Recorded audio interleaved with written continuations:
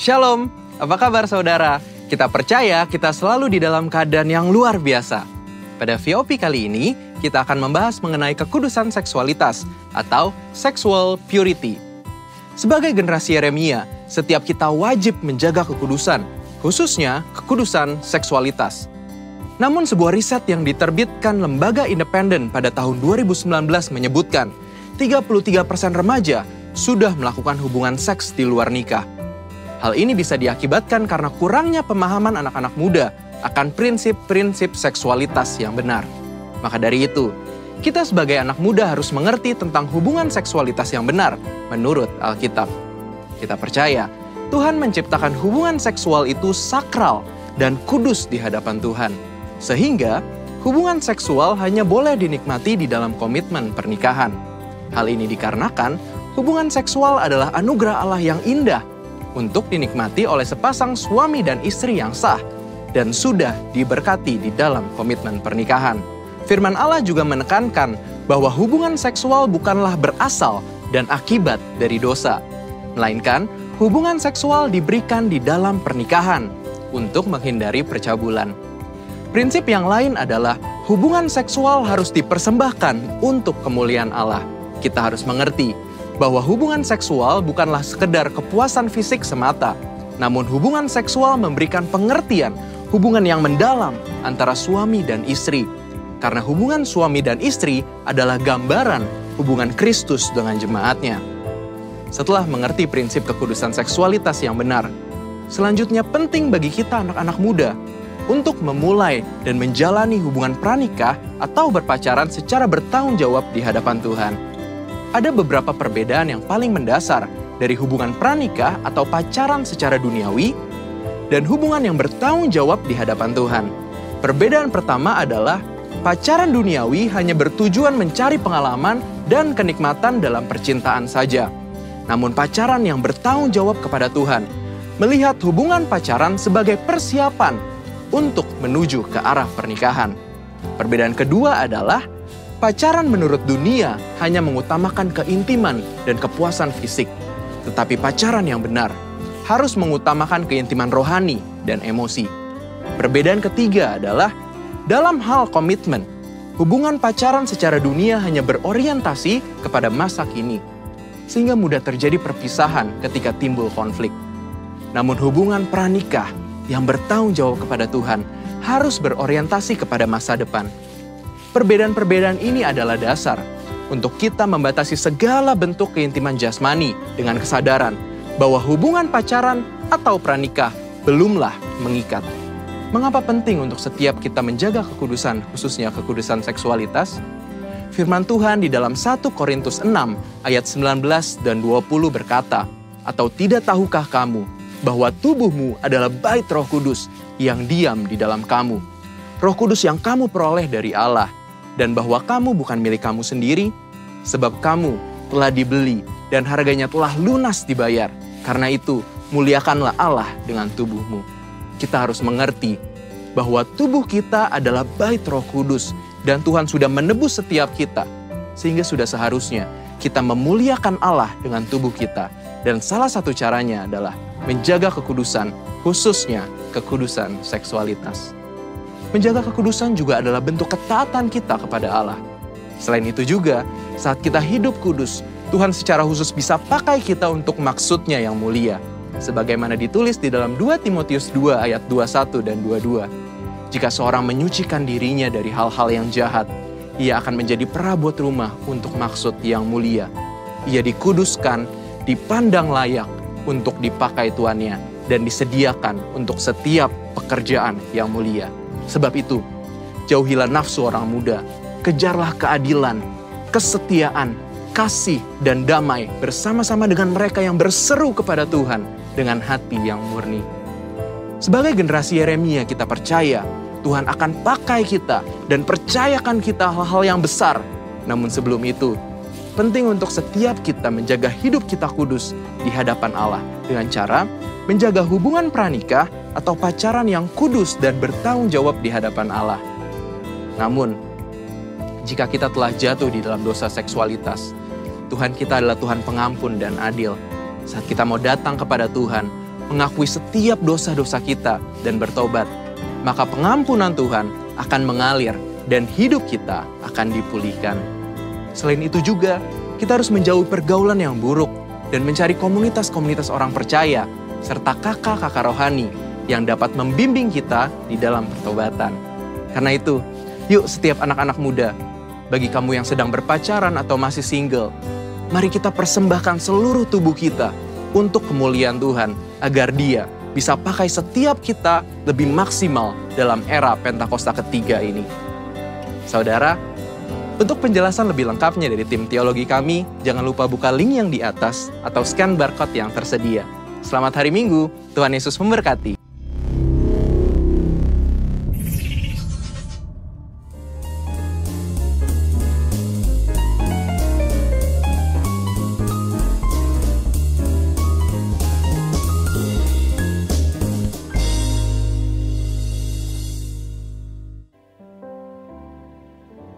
Saat ku masuk ke hadirat-Mu, bawa persembahan ke tempat kudus-Mu. Pujian ku naikkan, sembah ku berikan bagi-Mu Allah yang mulia. Kau layakkanku, menghampiriku, melihat tata kemuliaan-Mu Tuhan. Pujian ku naikkan, sembah ku berikan bagi-Mu Allah yang mulia. Oleh kuasa darah-Mu, Kau telah tebus dosaku. Kekudusan-Mu melingkupiku. Kasih-Mu mengalir, memulihkan hidupku. Sungguh besar anugerah-Mu, Kau selamatkan hidupku. Ku menjadi ciptaan yang baru oleh kuasa darah-Mu. Mari sama-sama katakan dari awal. Saat ku masuk ke hadirat-Mu, bawa persembahan ke tempat kudus-Mu. Pujian ku naikkan, sembah ku berikan bagi-Mu Allah yang mulia.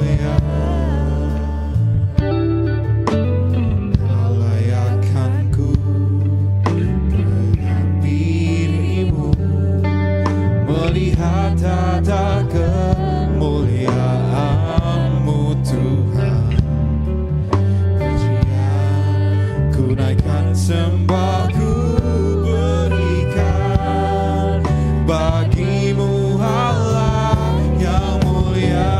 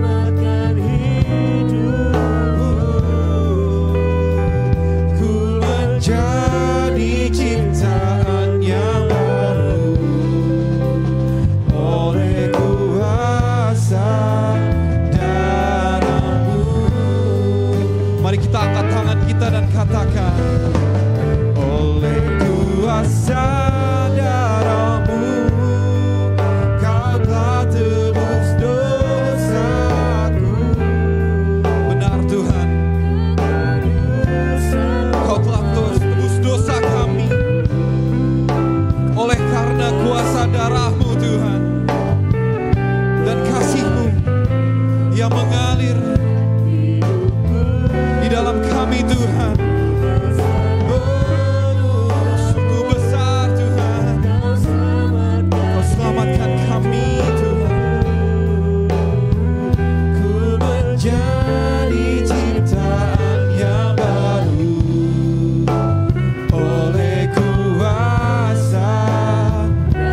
Mari sama-sama kita bangkit berdiri dan katakan, oh, oleh kuasa darah-Mu Kau telah tebus dosaku, kekudusan-Mu melingkupiku. Kasih-Mu Tuhan mengalir bagi kami Tuhan, memulihkan hidup kami. Oh, sungguh besar anugerah-Mu, Kau selamatkan hidupku. Ku menjadi ciptaan yang baru. Mari panggung silakan maju ke depan. Darah-Mu, oleh kuasa darah-Mu Tuhan, darah-Mu Kau telah tebus dosaku, kekudusan-Mu melingkupiku. Kasih-Mu mengalir memulihkan hidupku. Sungguh besar anugerah-Mu, Kau selamatkan hidupku. Ku menjadi ciptaan yang baru oleh kuasa darah-Mu.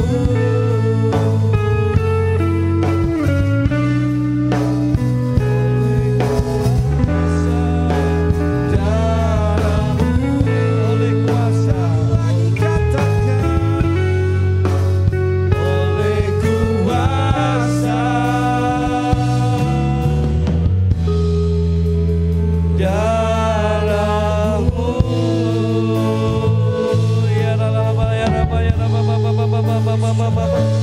Ya Rabba, ya Rabba, ya Rabba, ya Rabba, ya Rabba, ya Rabba, ya Rabba, ya Rabba, ya Rabba,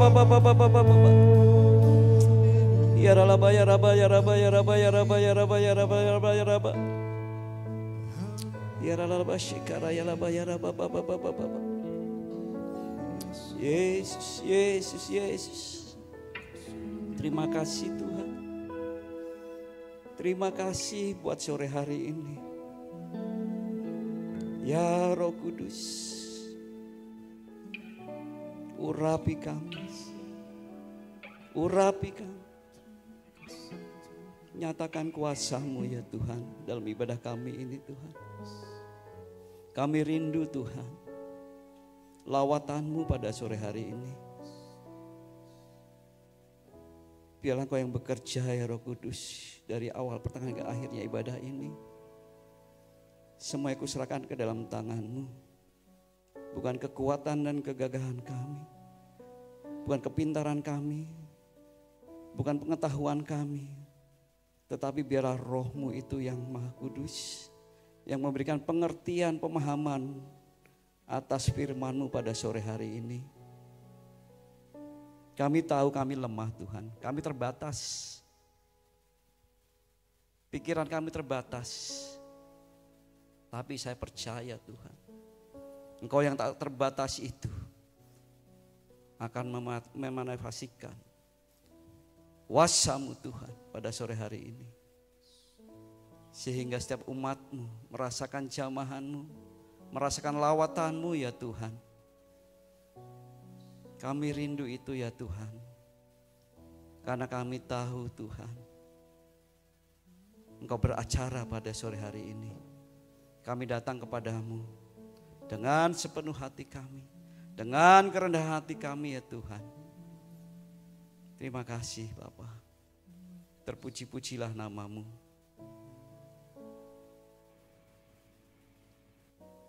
Terima kasih Tuhan. Terima kasih ya Roh Kudus. Di dalam nama-Mu Yesus, kami siap untuk mendengarkan kebenaran firman-Mu. Haleluya. Amin. Amin. Haleluya. Salam Bapak Ibu sekalian, silakan duduk kembali. Hari ini kita bersuka cita. Kita memasuki bulan Agustus, di mana penyertaan Tuhan dalam perjalanan dari tahun 2024 sudah menginjak di bulan ke-8. Tuhan memelihara kita semua. Amin. Inilah kenyataan kehidupan.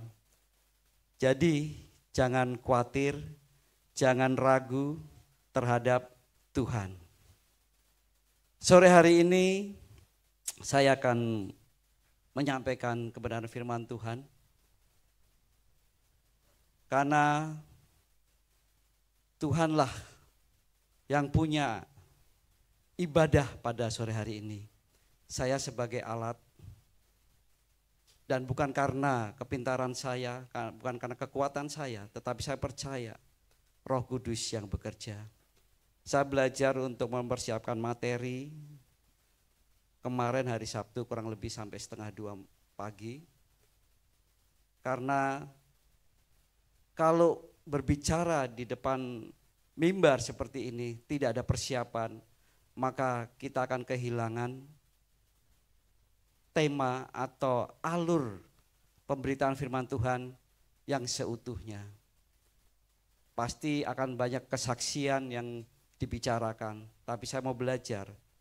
Kebenaran firman Tuhanlah yang akan kita pelajari dan kita akan menerima berkat-berkat Tuhan melalui pemberitaan firman pada sore hari ini. Kemarin hari Sabtu, para pengerja khususnya yang bernaung di GB Gatot Subroto di bawah pimpinan Bapak Niko, Gembala Pembina kita ikut doa pengerja. Ada di SICC Sentul. Jadi di sana kita diberikan informasi-informasi terkait dengan perkembangan secara internasional, keadaan dunia yang sekarang ini seperti apa.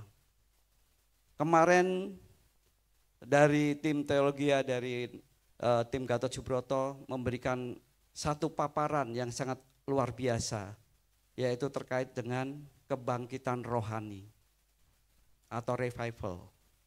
Ini sangat luar biasa sekali. Sedikit saya sampaikan dan mungkin bisa ditayangkan dari multimedia.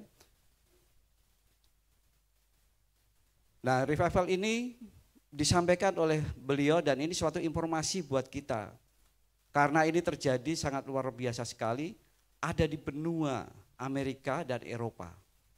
Kita mungkin tidak tahu perkembangan di sana, taunya di Amerika, di Eropa itu banyak orang Kristen, tetapi juga katanya sudah turun, tidak ada gereja-gereja udah pada kosong.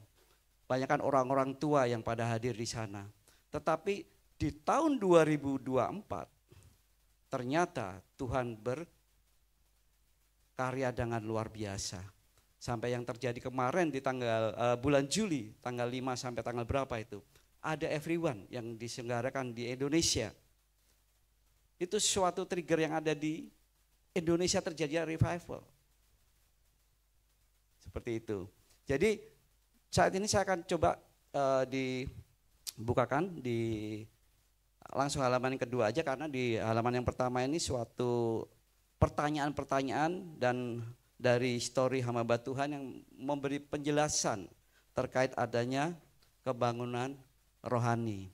Jadi di sini ada ciri-ciri yang muncul saat kebangunan rohani. Ya, dalam sejarah kekristenan. Jadi ada 12 poin yang ada disampaikan pada kemarin dari tim teologi. Yang pertama yaitu perasaan yang nyata tentang hal-hal yang rohaniah atau spiritual. Kemudian sukacita melimpah dan iman yang bertambah besar. Yang ketiga, hancur hati karena dosa-dosa. Inilah ciri-ciri yang dialami orang yang dalam kebangkitan rohani. Seperti cinta mula-mulanya kepada Tuhan itu terjadi. Kemudian yang keempat, hasrat besar untuk memberitakan Injil kepada orang lain. Jadi ada kerinduan untuk memberitakan kebenaran firman Tuhan. Yang kelima, perasaan cinta kasih yang makin tinggi kepada Tuhan dan sesama. Yang keenam, tempat-tempat dan jam-jam ibadah dipenuhi banyak orang. Kita melihat di Indonesia sendiri, kita di mall-mall itu udah luar biasa ya. Gereja-gereja ada di Surabaya, di Jakarta, semua mall-mall besar itu banyak gereja. Orang datang berduyun-duyun beribadah untuk mencari Tuhan. Jadi ada kegerakan, selain di Eropa, Indonesia sudah terjadi. Kita melihat perkembangan di gereja di Indonesia, khususnya ada di Pulau Jawa. Sangat luar biasa sekali pertumbuhan gereja. Kemudian yang ketujuh, permohonan pelayanan yang meningkat dari para hamba Tuhan dan pelayan jemaat. 8, orang tidak malu untuk mengakui dosa mereka di hadapan publik. Yang ke-9, kerelaan membantu secara finansial pelayanan penjangkauan jiwa-jiwa. Kemudian yang ke-10, rebah dalam roh, tanda-tanda dan mujizat-mujizat kelepasan dari kuasa jahat. Dan kemudian disertai dengan berbahasa lidah. Yang ke-11, pujian dan penyembahan. Ini terjadi terus dan terus. Mungkin Bapak Ibu sekalian bisa melihat dari YouTube. Ada mesbah doa, ada apalagi doa pagi. Itu selalu ada semua di YouTube. Dari gereja-gereja mana, dari hamba-hamba Tuhan dari mana. Itu bisa dilihat. Berkembang sangat luar biasa sekali. Karena kita tahu akhir zaman sudah dekat. Firman Tuhan digenapi, maka nanti firman itu akan sampai ke Yerusalem, bahkan sampai ke ujung bumi. Sehingga kedatangan Tuhan tidak lama lagi. Kemudian yang ke-12, munculnya penentangan secara rohani atau fisik, bahkan termasuk dari dalam kubu Kristen sendiri. Jadi memang ada pertentangan. Orang buka gereja, kemudian ada acara yang lain. Mungkin dari kubu Kristen sendiri juga ada seperti itu. Jadi ada yang ngambil jemaatnya lah, apa segala macam seperti itu. Pindah sana, pindah sini. Kemudian dari pelarangan-pelarangan, kalau kita melihat ada di multimedia atau di sosial media, orang beribadah nggak boleh, gereja ditutup, itu terjadi juga. Tetapi tidak menyerah seperti itu aja, tetapi gerakan Tuhan sangat luar biasa sekali. Yuk lanjut. Kemudian yang ciri-ciri yang ketiga, setelah ciri-ciri yang tadi saya sebutkan ada 12, sekarang yang ketiga, yaitu tentang pemahaman teologi yang umumnya mewarnai kebangunan rohani. Di sini dikatakan pandangan teologi yang bersifat pentakostalisme, karismatikal, yaitu yang pertama, pengakuan bahwa manifestasi roh dapat terjadi pada fisik maupun jiwa seseorang. Jadi ada sesuatu kegerakan di dalam spiritnya manusia tersebut. Kalau Bapak Ibu sekalian ada merasakan pernah atau bertobat, itu sesuatu kegerakan roh yang di dalam ini bergejolak sangat luar biasa sekali. Akan bermanifestasi, bisa menangis, bisa pokoknya luar biasa deh. Kalau Bapak Ibu sekalian pernah merasakan itu, mungkin berapa tahun yang lalu, sekarang mulai padam, ayo manifestasikan lagi rohmu. Supaya menjelang akhir zaman ini, kita boleh bersama dengan Tuhan. Kemudian yang kedua, prinsip Tuhan siap dan mau memberi karunia-Nya. Tetap manusia perlu untuk meminta dan menerimanya dengan iman. Jadi kita perlu minta kepada Tuhan. Kita punya iman kepada Tuhan. Supaya apa? Kita selalu diperbaharui, iman kita dikuatkan. Iman timbul dari pendengaran kebenaran firman Tuhan. Kalau iman tidak dilakukan, maka iman itu tidak berfungsi atau mati. Jadi setelah kita dengar, iman kita tumbuh dan kita harus melakukan iman tersebut. Yang ketiga, bisa diperbesar kembali. Yang ketiga, pesan bahwa Tuhan Yesus akan segera datang kembali. Inilah finalnya seperti itu. Kita sebagai mempelainya harus siap. Siap gak siap, Tuhan pasti datang yang kedua kali. Yuk lanjut yang ke berikutnya. Yang keempat bisa ditampilkan. Konfirmasi dimulainya kebangunan rohani tahap selanjutnya.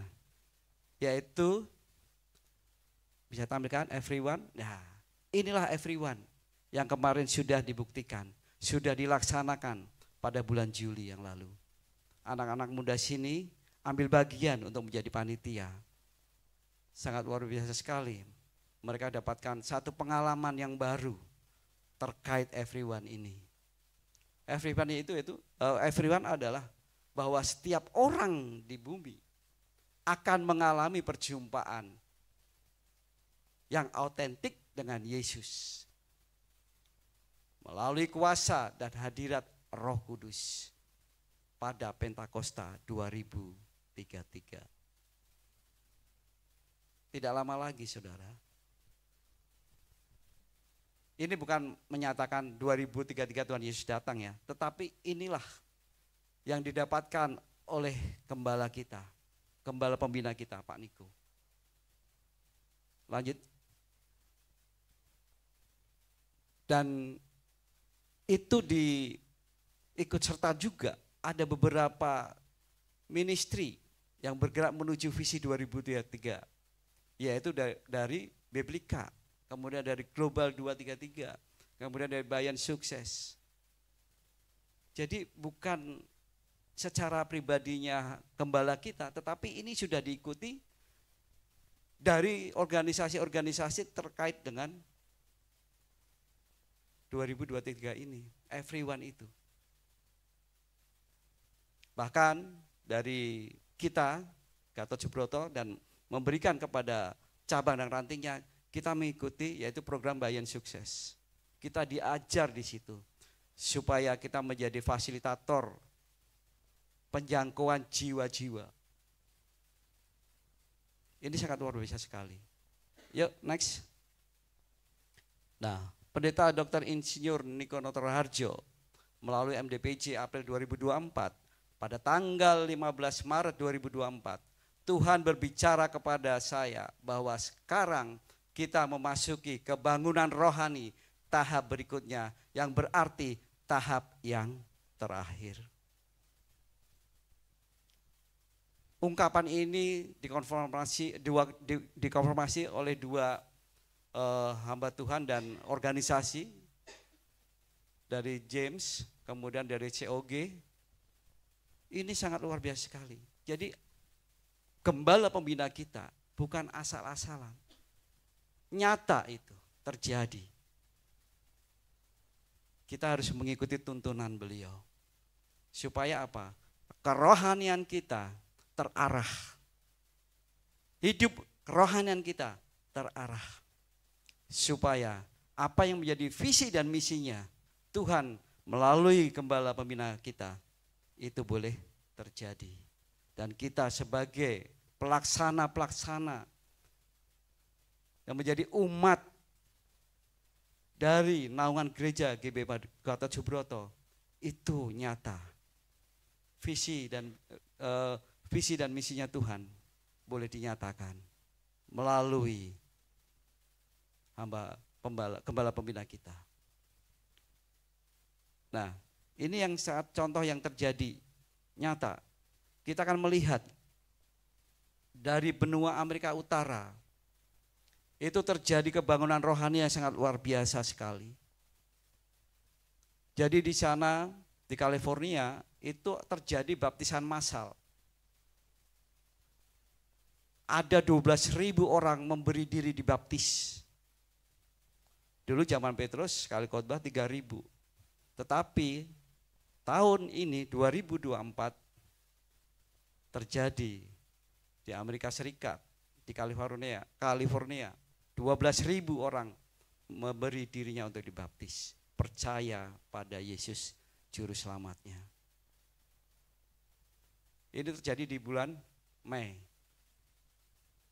Itu adalah foto-foto yang ditayangkan, nyata ini terjadi, perubahan-perubahan, kebangunan rohani yang luar biasa. Lanjut.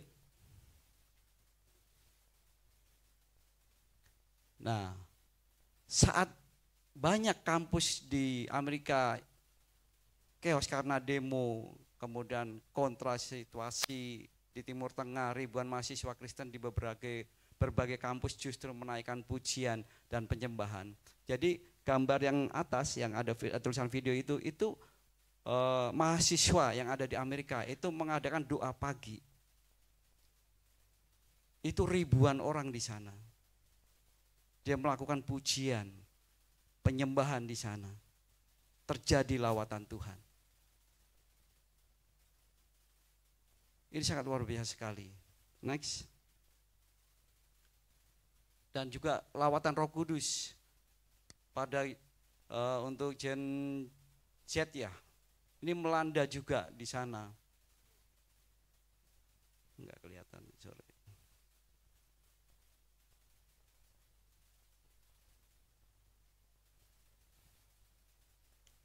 Ya, melanda di kampus-kampus di Amerika Serikat, kemudian ratusan demi ratusan mahasiswa menerima Yesus dan meminta untuk dibaptis, bahkan rela untuk menunggu sampai malam. Jadi ada di baptis yang paling sebelah sini itu di tempat air mancur. Jadi di sana ada air mancur, dia minta dibaptis, terjadi di situ. Jadi di tempat-tempat yang ada airnya, ada bahkan tempat minum kuda yang agak lebar seperti itu kolam, dilakukan di situ juga. Jadi sangat luar biasa sekali lawatan Tuhan. Kita melihat di Eropa, di Amerika Serikat terjadi kebangunan rohani yang luar biasa. Mahasiswa-mahasiswa mulai bertobat untuk datang kepada Tuhan. Lanjut. Di sini juga sama terjadi lawatan Tuhan juga. Orang-orang yang dari istilahnya keluar dari Kristen pada berdatangan untuk ikut ambil bagian dalam ibadah tersebut. Mereka juga mengalami lawatan Tuhan. Yuk lagi. Nah tadi di Amerika Utara, sekarang di Amerika Selatan terjadi lawatan Tuhan juga. 34% penduduk di El Salvador mendengar Injil. Ada 227.000 jiwa menerima Yesus sebagai Tuhan dan Juru Selamat. Beri kemuliaan dong. Ini lawatan Tuhan yang luar biasa. Itu terjadi dari Januari sampai Mei 2024. Melalui berbagai cara. Ada 6.590 gereja yang ambil bagian untuk memberitakan kebenaran Tuhan, mengadakan acara-acara ibadah. Terjadi penuhan jiwa sampai 227.000 jiwa. Next, lanjut. Kemudian lanjut ke benua Eropa. Nah, ini lebih dari 60.000 warga Belanda mendengar Injil pada hari raya Pentakosta di bulan Mei 2024. Mungkin Bapak Ibu sekalian pernah mendengar negara Belanda itu seperti apa? LGBT-nya juga. LGBT-nya, narkobanya, prostitusinya semuanya dilegalkan. Tidak ditutup-tutupin lagi. Tetapi lawatan Tuhan terjadi di Belanda, di Amsterdam. 63.000 bahkan. Di bawah itu ada tulisan 63.000 yang terjadi pertobatan di sana. Kemudian di Eropa, mungkin Bapak Ibu sekalian kalau melihat di YouTube itu di London, kemudian di Belanda, kemudian ada di Paris, itu banyak hamba-hamba Tuhan pada main musik di sana, melakukan ibadah, puji-pujian di sana. Itu terjadi. Yang terjadi di video ini adalah real. Di sana terjadi. Kalau mungkin di Indonesia bebas, mungkin banyak tuh. Di mal-mal atau di taman-taman banyak umat Tuhan memuji nama Tuhan. Inilah lawatan Tuhan yang sangat luar biasa sekali. Yuk lanjut. Kemudian ribuan orang menerima panggilan keselamatan di Hungaria dan Italia. Lanjut lagi. 25.000 orang memenuhi Paris, banyak yang diselamatkan, sembuhkan dan alami baptisan dalam Roh Kudus. Yang notabene kemarin ini diadakan sebelum Olimpiade ya. Setelah Olimpiade kan tahu sendiri aksi kegerakan seperti apa. Benar-benar menghujat Tuhan kalau menurut saya. Tapi sebelumnya sudah dilawat Tuhan. Ada 25.000 jiwa mau terima Roh Kudus dan terima Tuhan Yesus. Yuk lanjut. Kemudian ada 70.000 orang berkumpul di Trafalgar Square di London. Ini juga sama. Telah mendengar pemberitaan Injil, mengalami lawatan Tuhan. Yang dikatakan dulu di Inggris itu gereja-gereja sudah pada dijual menjadi tempat ibadah orang lain atau tempat museum kah atau jadi mall kah atau jadi apa.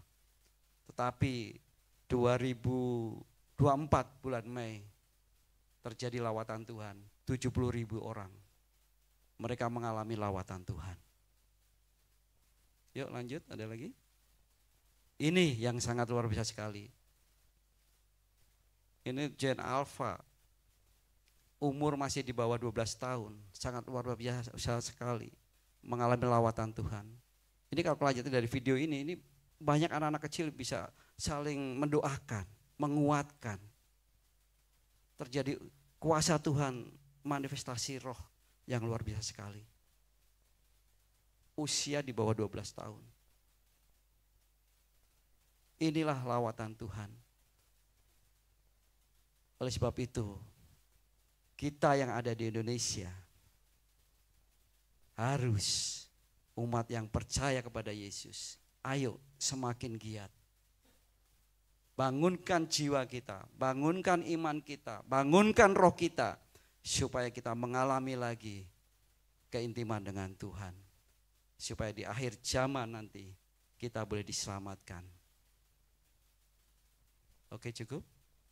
Nah, lanjut untuk pemberitaan firman pada sore hari ini.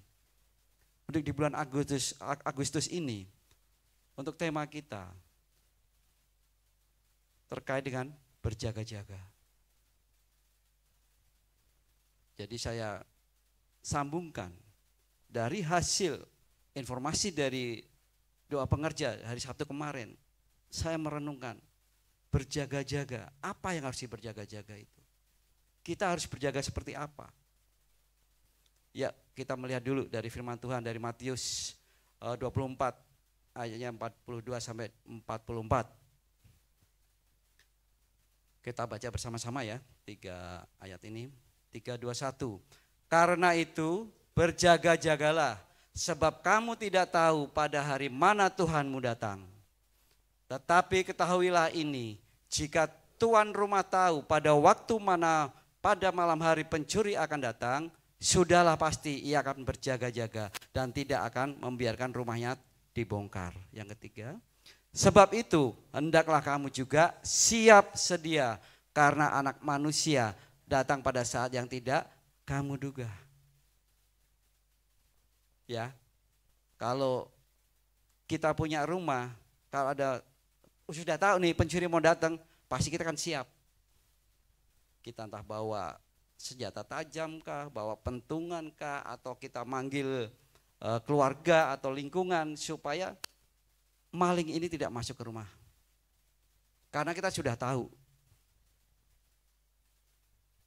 Kalau yang tadi ayat yang ke-44, kita tidak tahu, kita nggak siap, kita lagi lelap tidur. Kedatangan Tuhan datang dan kita tidak siap, maka kita bisa ditinggal. Oleh sebab itu, berjaga-jagalah. Selain berjaga-jaga, kita juga harus waspada. Karena berjaga-jaga dan waspada ini tipis bedanya. Ya. Kita coba baca di Matius 24 ayatnya 4 sampai 6. Kita waspada di sini. Kita baca kembali bersama 3, 2, 1. Jawab Yesus kepada mereka, waspadalah supaya jangan ada orang yang menyesatkan kamu. Sebab banyak orang akan datang dengan memakai namaku dan berkata, akulah Mesias. Dan mereka akan menyesatkan banyak orang. Kamu akan mendengar deru perang atau kabar tentang perang. Namun awaslah, jangan kamu gelisah. Sebab semuanya itu harus terjadi. Tetapi itu belum kesudahannya. Waspada. Tuhan sudah ingatkan. Kita harus waspada juga, berjaga-jaga, waspada. Waspada terhadap tadi. Saya punya 3 hal yang perlu diwaspadai dan kita berjaga-jaga. Yang pertama adalah tipu muslihat iblis. Karena ini di luar kendali kita. Hanya Tuhan dan Roh Kudus yang mampu kita untuk mengalahkan itu. Kita panggil dia. Demi nama Yesus. Di dalam nama Yesus kita bisa kalahkan tipu muslihat iblis. Karena tipu muslihat iblis itu satu trik atau manipulasi yang dirancang untuk menipu seseorang. Tipu muslihat iblis itu adalah rencana cerdik yang digunakan setan untuk menjerat kita melalui godaan, ancaman, atau intimidasi. Yang pasti godaan lah. Godaan banyak ya. Bisa kalau laki-laki tergoda oleh perempuan lain yang sudah punya keluarga. Kemudian uang. Kalau kita sudah punya uang, merasa kita paling hebat. Terjadilah keangkuhan dan kesombongan. Merasa kita paling orang yang kaya. Jadi sultan kalau di Jakarta. Sultan Andara lah, Sultan mana lah gitu ya. Itu godaan. Kemudian ancaman. Ancaman seperti apa kalau tipu muslihat iblis? Kita ingat peperangan spiritual. Mungkin di dalam roh kita hidup istilahnya sudah di zona nyaman seperti itu. Ada serangan-serangan. Kalau Bapak Ibu sekalian pernah dengar dari pendeta Daud Tony ya kalau nggak salah. Itu mengenai okultisme, peperangan roh. Terjadinya ada santet lah, ada apalah seperti itu. Itu ancaman yang secara spiritual kita enggak tahu. Ada orang menyerang kita. Tetapi bila kita di dalam Tuhan, maka darah Yesus itu membungkus kita. Maka apa yang direncanakan oleh orang jahat terhadap kita, itu akan dihalaukan. Intimidasi. Juga sama, kita merasa sudah melakukan yang benar, tetapi orang-orang dekat kita ataupun komunitas kita bisa terjadi mengintimidasi kita, memojokkan kita.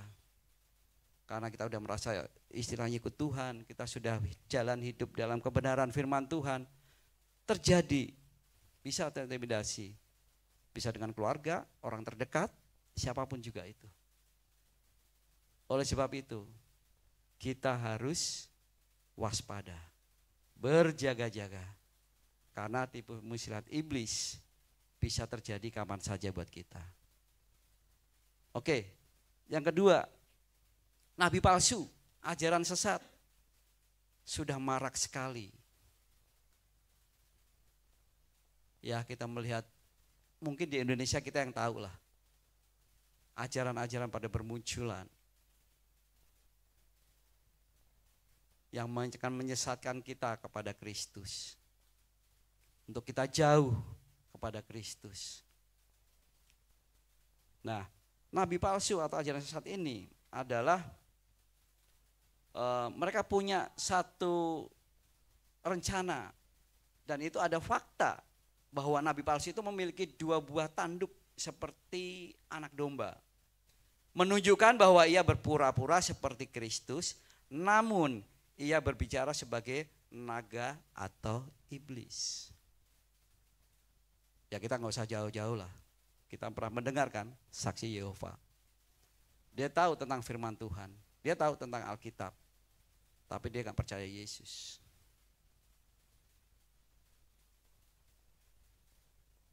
Ya, itu banyak ajaran-ajaran nabi-nabi palsu menjelang akhir zaman ini. Kita harus berjaga-jaga dan waspada.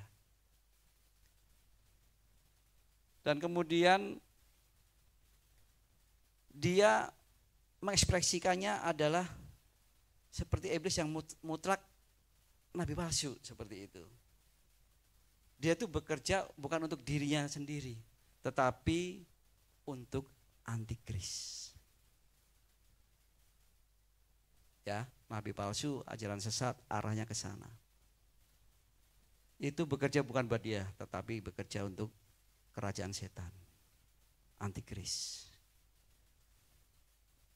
Yang ketiga, ini keinginan daging kita. Kita harus berjaga-jaga dan waspada terhadap daging kita. Keinginan daging adalah di firman Tuhan ya, itu percabulan, kecemaran, hawa nafsu, penyembahan berhala, sihir, perseteruan, perselisihan, iri hati, amarah, kepentingan diri sendiri, percederaan, roh pemecah dan sebagainya. Itu nyata ya. Mungkin sifat-sifat ini mungkin udah dimiliki oleh manusia mungkin sejak lahir kali ya. Iri hati pasti ada. Kemudian percabulan bukan karena seks aja ya. Percabulan banyak bisa terjadi bukan karena seks. Kemudian ada lagi kecemaran. Kita sebagai anak Tuhan, tapi kita mencemarkan diri kita, nggak selayaknya menjadi umat Tuhan. Inilah 3 hal kita harus berjaga-jaga dan waspada terhadap tipu muslihat iblis, terhadap ajaran sesat atau nabi palsu, keinginan daging kita. Kita harus bisa mengendalikan, kita harus bisa menguasai. Kalau kita tidak bisa menguasai, bahaya. Caranya kita menguasai seperti apa? Kita harus hidup di dalam kebenaran firman Tuhan dan intim di dalam Tuhan. Kita harus bangkit dan jadi terang seperti visi gembala kita. Bangkit jadi teranglah. Ya, menurut saya nyambung nih. Kita sudah diberitahukan informasi secara internasional terkait kebangunan rohani. Kemudian kondisi saat ini kita harus berjaga-jaga dan waspada. Supaya kita juga mengalami kebangkitan itu. Pemulihan roh kita. Dan kita menjadi terangnya Allah. Seperti gembala pembina kita, Pak Niko yang memberikan satu visi ini yang diambil dari firman Tuhan Yesaya 60 ayatnya 1-3. Boleh tampilkan? Baca bersama ya. 3, 2, 1. Bangkitlah menjadi teranglah sebab terangmu datang dan kemuliaan Tuhan terbit atasmu. 2. Sebab sesungguhnya kegelapan menutupi bumi dan kekelaman menutupi bangsa-bangsa, tetapi terang Tuhan terbit atasmu dan kemuliaannya menjadi nyata atasmu. Berikutnya, bangsa-bangsa berduyun-duyun datang kepada terangmu dan raja-raja kepada cahaya yang terbit bagimu. Kalau kita hidup di dalam Yesus, totalitas kita kepada Dia, maka inilah firman yang diberikan buat kita. Bangsa-bangsa akan berduyun-duyun datang kepada kita. Karena kita mempunyai terangnya Tuhan. Kemudian raja-raja akan datang kepada kita. Karena kita mempunyai cahaya yang terbit atas kita yang Tuhan berikan. Bangkit dan jadi teranglah. Kita harus terus menjadi terang, tidak kadang-kadang terang, kadang-kadang gelap. Ini kita harus terang terus, kayak bola Philips. Ya, kita harus terang terus, bersinar, menyinari dimanapun kita berada. Terkadang kita melakukan hal-hal yang tidak baik di depan sesama kita atau lawan kita. Itu akan menjadi tontonan, satu batu sandungan buat mereka. Karena apa? Katanya orang Kristen, katanya pengikut Kristus, katanya pelayan Tuhan, katanya hamba Tuhan. Kok kelakuannya seperti itu? Makanya kita harus menjadi terang dan bercahaya seperti di Yesaya tadi. Imamat 6 ayat 12 dan 13. Api yang di atas mezbah itu harus dijaga supaya terus menyala. Jangan dibiarkan padam. Tiap-tiap pagi imam harus menaruh kayu di atas mezbah, mengatur korban bakaran di atasnya dan membakar segala lemak korban keselamatan di sana. Harus dijaga supaya api tetap menyala di atas mezbah. Janganlah dibiarkan padam. Inilah visi gembala kita yang diambil dari firman Tuhan. Yesaya 60, Imamat 6. Supaya apa? Kita punya api. Karena Tuhan memberikan tuh api buat kita. Api seperti apa? Api roh. Bukan api yang itu ya. Api yang nyata itu malah membakar namanya. Membakar fisik, membakar segalanya. Tetapi ini satu spirit yang dibakar oleh Tuhan. Dia berikan api itu. Dan dia berkata, jangan padamkan api.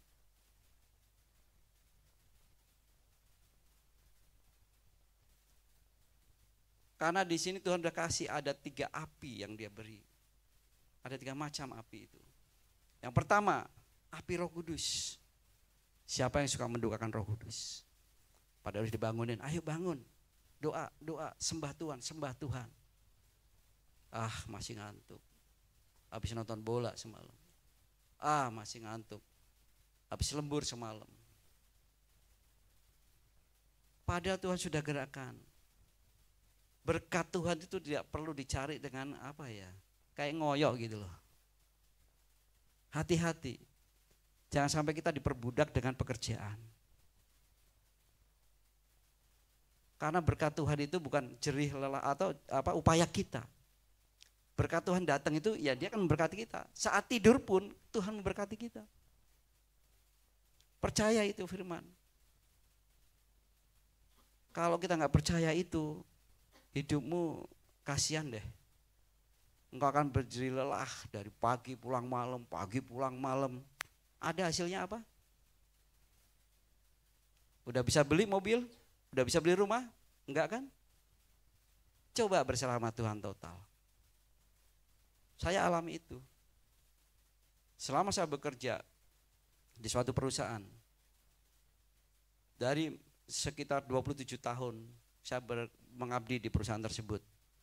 Dari awal saya merintis seperti itu. Wah, saya berjuang supaya saya bisa mencukupi keluarga seperti ini. Saya bisa menikmati, dapat uang banyak, saya bisa begini, lembur sama itu. Akhirnya ya begitu-begitu aja.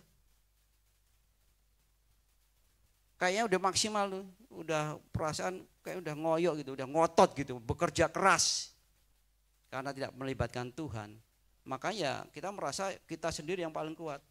Padahal kalau sudah disentil sama Tuhan jatuh blek, sakit bisa apa? Stroke bisa apa? Oleh sebab itu kita harus berpikir sekarang. Kita bekerja harus. Tetapi janganlah pekerjaan itu memperbudak kita untuk supaya kita mengejar Dia dan kita melupakan Tuhan. Karena berkat Tuhan itu sudah tersedia buat kita. Tinggal kitanya yang minta seperti apa. Bagaimana kita yang mengambilnya bagaimana. Banyak hamba Tuhan ada di gereja atau dimanapun juga yang melayani. Cobalah kita mulai berusaha bukan karena kekuatan dan kemampuan kita, tetapi kita biarlah dipimpin oleh Roh Kudus itu. Serahkan secara sepenuhnya, totalitas kepada Tuhan. Utamakan Tuhan. Utamakan Tuhan. Kalau pagi sudah bangun, HP, cuci muka, baca WA, apa-apa, mandi, berangkat kerja. Mau kapan punya waktu buat Tuhan? Saya mulai belajar dari mesbah doa. Setiap jam 12 malam saya istri dan anak berdoa. Pagi biasanya saya juga males gitu kan. Wah, pagi jam 4, jam 5 kayak dibangunin. Seperti itu. Jadi pokoknya kalau nggak pengen rasa buang air kecil, terus kayak gimana tiba-tiba melek gitu. Nggak ngantuk lagi. Tapi kadang-kadang kita maksain tidur lagi. Padahal itu Tuhan punya acara. Nah dari semenjak itu, saya banyak tantangan juga. Saya tahu Tuhan punya rencana yang lebih baik. Saya belajar, bangun pagi, saya baca firman Tuhan, saya pujiannya apa? Saya nggak punya bisa main gitar, tetapi saya lihat dari musik-musik doa di YouTube. Saya ikutin pujian itu. Bisa mengalir tuh. Roh kita mulai dipenuhi. Tuhan jamah, bisa nangis, bisa tiarap bahkan. Bisa minta ampun sama Tuhan dosa apa yang sudah dilakukan dalam sehari. Atau kita tidak jujur kepada keluarga, pasangan. Itu terjadi pemulihan di situ. Tuhan singkapkan semua. Kita hanya bisa menangis, menangis dan menangis. Itu saya alami. Ada saksinya istri saya. Bila kesusahan saya doa bersepakat dengan istri. Kesulitan apa yang terjadi? Pekerjaankah? Keluargakah? Anak-anak? Saya bersepakat sama istri. Yuk doa kepada Tuhan. Kalau kita suami istri aja gak pernah doa sepakat, keluargamu seperti apa nanti? Kasihan anak kita, anakmu, keluargamu. Apa yang kamu rindukan? Ayo doa. Mungkin yang belum berkeluarga, lakukanlah yang terbaik buat Tuhan. Serahkan dirimu secara total. Yuk biar saya cepat. Kemudian tadi api Roh Kudus, ada api kasih, ada api doa, pujian dan penyembahan. 3 hal itu harus kita bisa lakukan. Nah hal ini bisa terjadi pada waktu itu di zaman Elia. Nabi Elia ini orang Israel bertobat karena melihat api Tuhan turun membakar korban bakaran. Yang turun karena doa Elia. Hal-hal yang dilakukan Elia yang pertama yaitu memperbaiki mezbah Tuhan yang telah diruntuhkan. Jadi mezbah kita yang tidak pernah kita lakukan, ayo bangun kembali. Kemudian Elia memotong-motong lembu sebagai kurban bakaran dan meletakkannya di atas kayu. Mempersembahkan kepada Tuhan. Persembahan pagi-pagi buat Tuhan. Mezbah kita benahi, kita bawa kurban, kita datang di mezbah itu seperti bawa tadi itu zaman perjanjian lama hewan yang dipersembahkan. Tetapi perjanjian sekarang kita datang kepada Tuhan dengan sepenuh hati. Kita nggak bawa korban lagi melalui domba atau hewan-hewan, tetapi jiwa kita, roh kita datang kepada Tuhan. Seperti dalam Roma 12 ayat 1 Dikatakan, karena itu saudara-saudara, demi kemurahan Allah aku menasihatkan kamu supaya kamu mempersembahkan tubuhmu sebagai persembahan yang hidup, yang kudus dan berkenan kepada Allah. Itulah adalah ibadahmu yang sejati. Yang ketiga, Elia menyiramkan kurban bakaran itu dengan air sebanyak 12 kendi. Ini mujizat Tuhan terjadi. Air pada waktu itu memang susah di sana, mahal harganya. Karena di sana mengalami kekeringan sampai 3,5 tahun. Sesuatu yang mahal harus diserahkan kepada Tuhan. Mungkinkah uangmu, waktumu, tubuhmu, harga diri, pengampunan atau yang lainnya? Serahkan kepada Tuhan. Inilah kesempatan-kesempatan buat kita. Kebenaran firman Tuhan yang saya sampaikan pada sore hari ini, kiranya menyentuh hati Bapak Ibu sekalian dan saudara sekalian. Api Roh Kudus, api kasih, api pujian dan penyembahan, ayo lakukan kembali supaya mezbahmu hidup. Mezbahmu hidup kepada Tuhan, aktif kembali. Yuk pemain musik, kita naikkan pujian, kita masuk ke perjamuan kudus pada sore hari ini.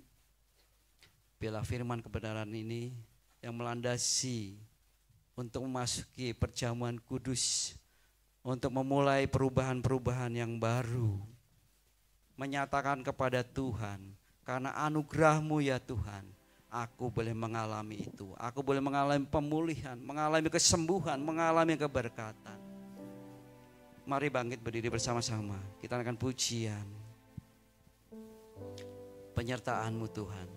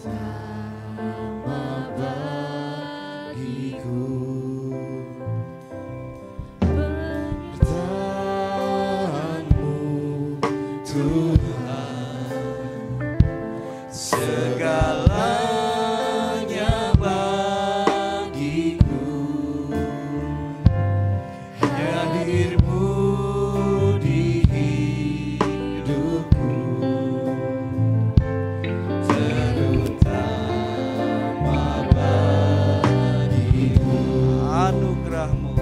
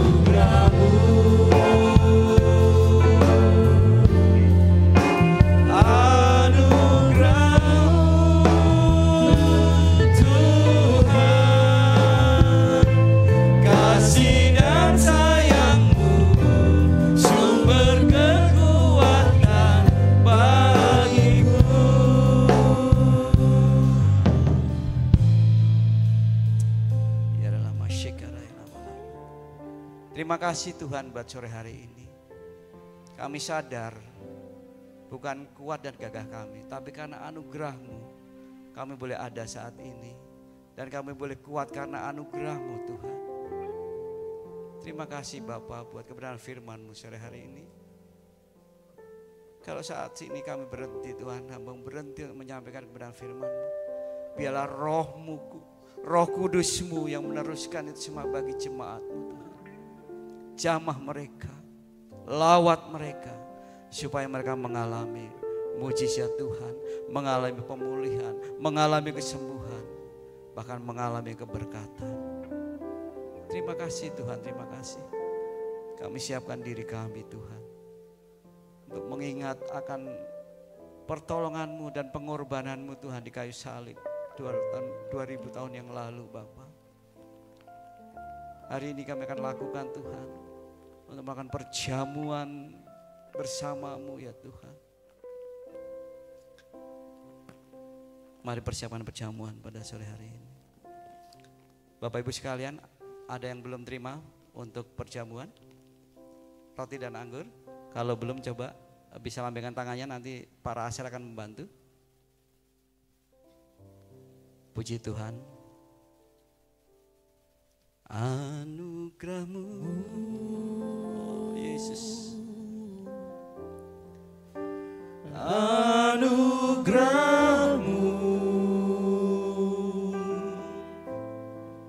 semua karena anugerah-Mu,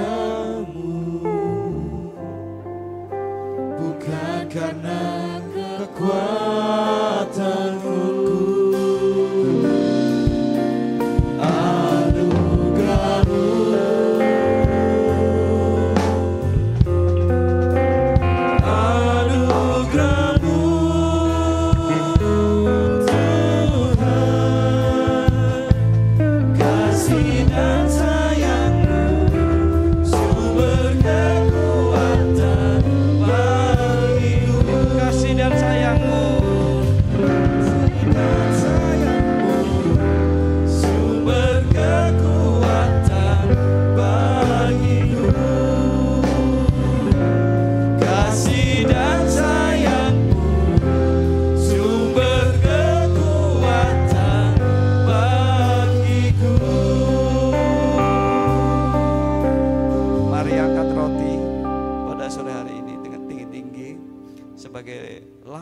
Tubuh Tuhan, sebab apa yang telah kuteruskan kepadamu telah aku terima dari Tuhan, yaitu bahwa Tuhan Yesus pada malam waktu itu diserahkan mengambil roti, dan sesudah itu ia mengucap syukur atasnya.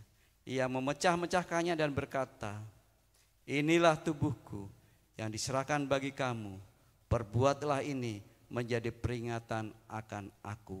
Saudara-saudara kekasih Tuhan, bukankah roti yang kita pecah-pecahkan ini adalah persekutuan kita dengan tubuh Kristus? Mari makan roti ini dalam nama Yesus.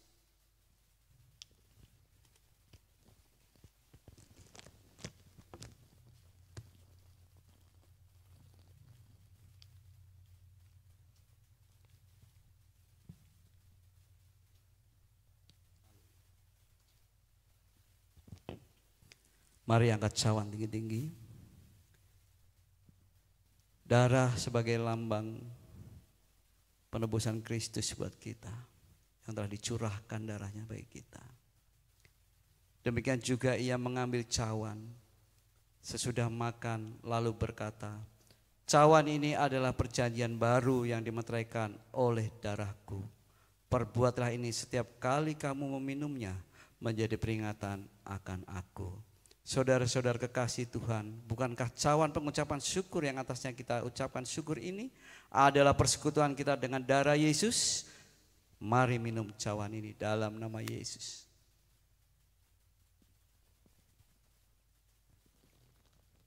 Mengucap syukur buat Tuhan yang telah berkarya menyelamatkan kita, menebus dosa kita.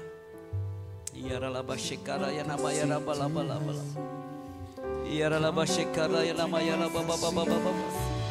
Terima kasih Tuhan. Terima kasih Tuhan. Terima kasih. Ya dalam masyikara ya laba.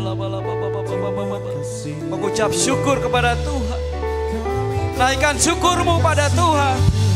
Dia yang melawat engkau, yang menolong engkau. Terima kasih Yesus. Ya dalam masyikara ya laba. Terima kasih. Ya dalam masyikara. Terima kasih Yesusku. Terima kasih Yesusku. Puji syukur hanya bagi Tuhanku. Terima kasih Yesusku. Terima kasih Yesusku. Puji syukur hanya bagi Tuhanku. Terima kasih. Terima kasih Yesusku. Terima kasih Yesusku. Puji syukur hanya bagi Tuhanku. Terima kasih Yesusku. Terima kasih Yesusku. Puji syukur hanya bagi Tuhanku. Puji syukur hanya bagi Tuhanku. Puji syukur hanya bagi Tuhanku. Beri kemuliaan bagi Tuhan. Haleluya, haleluya. Terima kasih Tuhan, terima kasih Tuhan. Ya laba. Biarlah sore hari ini kita akan pulang. Rasakan lawatan Tuhan, penyertaan Tuhan dalam hidupmu. Mulai saat ini keluar dari gereja ini, sertakan Tuhan dalam hidupmu. Apapun yang kau hadapi, pekerjaankah, keluargakah, sekolah, bisnis, apapun juga, libatkan Tuhan. Libatkan Tuhan dalam segala hal. Dan sore hari ini, menjelang malam hari ini, angkatlah tanganmu, tadahkan kepada Tuhan, dan kami akan berdoa kepada Tuhan. Terimalah berkat Tuhan. Tuhan memberkati engkau dan melindungi engkau. Tuhan menyinari engkau dengan wajahnya dan memberi engkau kasih karunia. Tuhan menghadapkan wajahnya kepadamu dan memberi engkau damai sejahtera. Terimalah semua itu di dalam nama Yesus. Haleluya. Amin. Terima kasih, Tuhan memberkati. Silakan duduk dan saat teduh sejenak. Selamat hari Minggu, ibadah sore hari ini sudah selesai. Happy Sunday and God bless you.